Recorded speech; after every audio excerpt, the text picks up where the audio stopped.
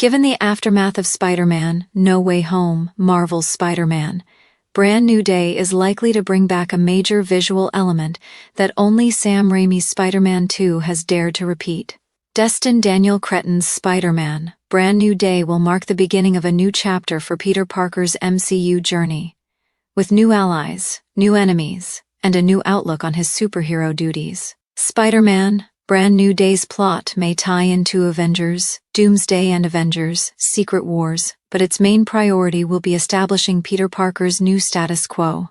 Despite presenting a new beginning for Spider-Man's story, Spider-Man: Brand New Day will also have to acknowledge the massive changes in Peter Parker's life following Spider-Man: No Way Home's ending.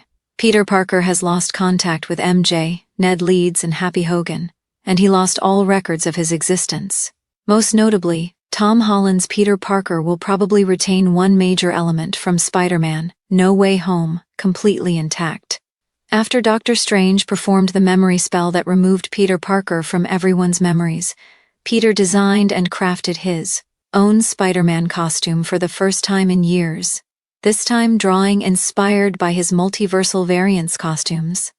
Peter Parker's final Spider-Man: No Way Home suit is the most comic-accurate costume worn by Tom Holland's Peter Parker, and it represents the climax of his transformation into a self-sufficient and fully developed Spider-Man. Following Spider-Man: No Way Home, it wouldn't make sense for Holland's Spider-Man to make any changes to his costume. Peter Parker also lost all his resources and connections at the end of Spider-Man: No Way Home, meaning he can't upgrade his costume with high-tech gear, create several variations, or mass-produce it.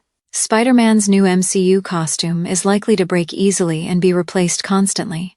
Peter will probably wear his suit under his civilian clothes and put on his mask and gloves with his hands instead of an activation button.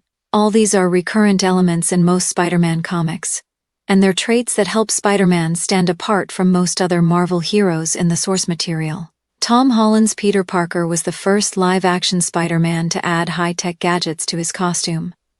But he isn't the only one who has changed his suit repeatedly. Andrew Garfield's Peter Parker overhauled his suit in The Amazing Spider-Man 2, and the changes in Tobey Maguire's Spider-Man costume between Spider-Man 2 and Spider-Man 3 were evident, as the raised webbing went from shiny black to silver.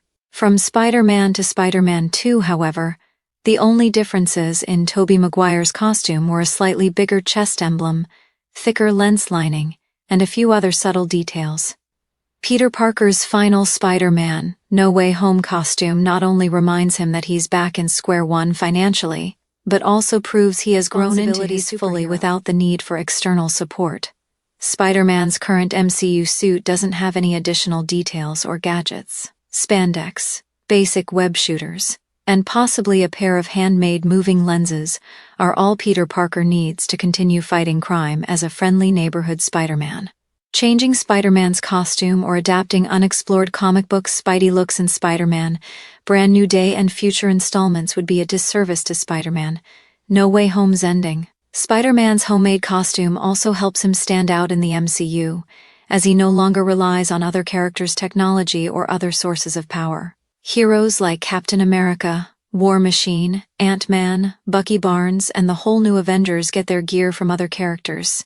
Daredevil and She-Hulk rely on professional costume designers for their gear, and mystical heroes like Thor and Moon Knight get their clothes and weapons from their respective magic systems. Of all MCU heroes active in Phase 6, Spider-Man is probably the only one who crafts his own stuff.